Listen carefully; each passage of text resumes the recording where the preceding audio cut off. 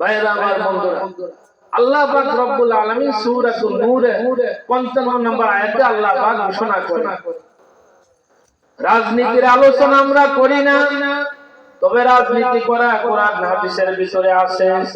আল্লাহ পাক বলেন, রাজনীতি কাকে বলা হয় বান্দা তোমরা কি জানো?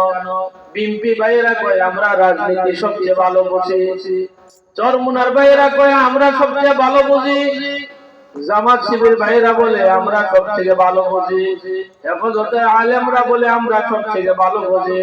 আল্লাহ রাব্বুল আলামিন বলেন, এই রাজনীতি আমি শিখিয়েছি। রাজ মানে বাদশা, রাজ মানে রাজ্য, নীতিগুলো হলো আমার নীতিমালা। আমি যা আদেশ নিষেধ করিয়েছি তা হলো নীতি। আমার নীতিমালা যারা বাস্তবায়ন করবা, আল্লাহুল খালকু ওয়াল আমরু তাবারাকাল্লাহু রাব্বুল আলামিন। আল্লাহ পাক বলেন, আসমান আমি সৃষ্টি করিয়াছি, জমিন আমি সৃষ্টি করিয়াছি, চন্দ্র আমি সৃষ্টি করিয়াছি, সূর্য আমি সৃষ্টি করিয়াছি। আমি খাওয়াই, আমি পালি, আমি বাসি, আমি লালন পালন করাই। 24 ঘন্টা নাকের গলা দিয়ে তোমার আমার শ্বাস থাকে আল্লাহ পাক নেওয়ায়। আল্লাহ পাক বলেন, আমি সৃষ্টি করিয়াছি, এই জমিনের ভিতরে আমার নীতিমালা বাস্তবায়ন হবে, এতে কোনো সন্দেহ নাই। অবশ্য আমার নীতিমালা বাস্তবায়ন যদি করতে পারো, তাহলে দুনিয়াতে কেমন জানি আল্লাহর একটা জান্নাতের টুকরায় পরিণত হয়ে যাবে। সুবহানাল্লাহ।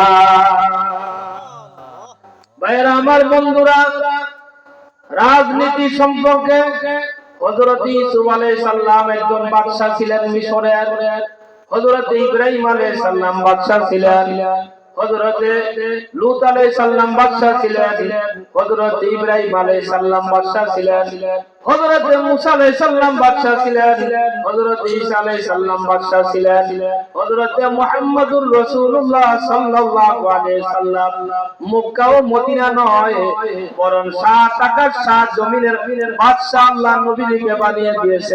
সুবহানাল্লাহ। এমন বাদশা নবী হয়ে গিয়েছে, আল্লাহ পাকের নবী গ্যারান্টি দিয়ে বলিয়েছেন, দুনিয়ার উম্মতরা দুইটি কাজ যদি দুনিয়াতে করতে পারো, ন্যায়পরায়ণ বাদশা আমি আল্লাহ দান করে দিব। ওয়াদাল্লাহুল্লাযীনা আমানু ওয়া আমিলুস সালিহাতি মিনকুম লা ইস্তাখলিফান্নাকুম ফিল আরদি কামা ইস্তাখলাফাল্লাযীনা মিন ক্বাবলিহিম।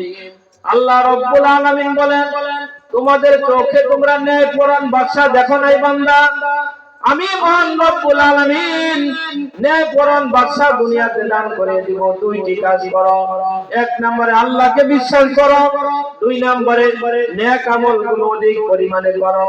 ভোর রাতে ঘুম ছেড়ে দিয়ে উঠে যাও, মহান রব্বুল আলামিনের দরবারে হাজিরা দাও, দাঁড়িয়ে থাকো, দাঁড়িয়ে দাঁড়িয়ে মহান রব্বুল আলামিনের তাসবিহ তাহলিল করো, নামাজ পড়ো, নামাজ পড়ো, নামাজ পড়ো, অধিক পরিমাণে সিজদা করো।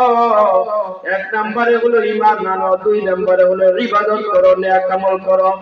এই কাজ যদি বান্দা তুমি করতে পারো, আমি আল্লাহ তাআলা ওয়াদা দিলাম, ন্যায়পরায়ণ বাদশা দুনিয়াতে দান করব, আর পরকালে জান্নাতের উঁচা মাকাম আমি আল্লাহ তোমাকে দান করিয়ে দিব। সুবহানাল্লাহ। কেমন বাদশা দান করব? যেমন বাদশা নবীজি ছিলেন, যেমন বাদশা হযরত আবু বকর, ওমর, ওসমান, আলী রাদিয়াল্লাহু তাআলা আনহু ছিলেন ন্যায়পরায়ণ বাদশা। কারোর প্রতি কোনোদিন জুলুম করে নাই, নির্যাতন করে নাই, অন্যায় অবিচার করে নাই, কারোর হক কোনোদিন নষ্ট করে নাই, অন্যায় ভাবে মানুষকে গালি গালাজ করে নাই, কারোর উপরে অন্যায় ভাবে মাইতুর করে নাই, কারোর হক দুনিয়ার জমিনে নষ্ট করে নাই। আল্লাহ রাব্বুল আলামিন বলেন, ঈমান আনো আমি আল্লাহ পাকের উপরে, দুই নম্বরে নেক আমল করো, নেক আমল করো। ভোরবেলা উঠে দাঁড়াই দাঁড়িয়ে আমি আল্লাহ তাআলা গুণ কীর্তন করো, আমাকে সিজদা দাও, তাহলে 4টি লাভ হবে। এক নম্বরে আমার ওলিদের খাতায় নামটা উঠিয়ে দেব, দুই নম্বরে আল্লাহ পাক বলেন মুকাফফারাতুল লিসাইয়্যাত, গুনাহগুলো মোচন হয়ে যাবে। আল্লাহ পাক রব্বুল আলামিন বলেন, তিন নম্বরে কুরবাতুল লাকুম, আল্লাহ পাকের নিকটবর্তী তোমাকে আমি আল্লাহ বানিয়ে দেব। এরপরে আল্লাহ পাক রব্বুল আলামিন বলেন মানহাতুল লিল ইসমি, সেই গুনাহ বান্দা তুমি করতা, এই গুনাহ থেকে কুদরতি হাতে দরিয়া দরিয়া দরিয়া দরিয়া বাঁচাইয়া বাঁচাইয়া তোমার ঠিকানা আমি আল্লাহ জান্নাত দান করে দেব। সুবহানাল্লাহ। আপনি যদি নেক আমল করতে পারেন, আল্লাহর উপর ঈমান আনতে পারেন, তাহলে আল্লাহ পাক বলেন যে আমি ওয়াদা করলাম নেকপরায়ণ বাদশা দুনিয়াতে দান করব। সমস্ত দুনিয়ার মানুষের কলবগুলো কার হাতে বলেন তো? কার হাতে ভাই? আল্লাহ পাকের কুদরতি হাতে। এই আল্লাহ পরিচালনা করে সারাটা দুনিয়া। তো আপনি যদি আল্লাহর হুকুম বাদ দিয়ে দেন, নেকপরায়ণ বাদশা কোথায় থেকে আপনি পাইবেন?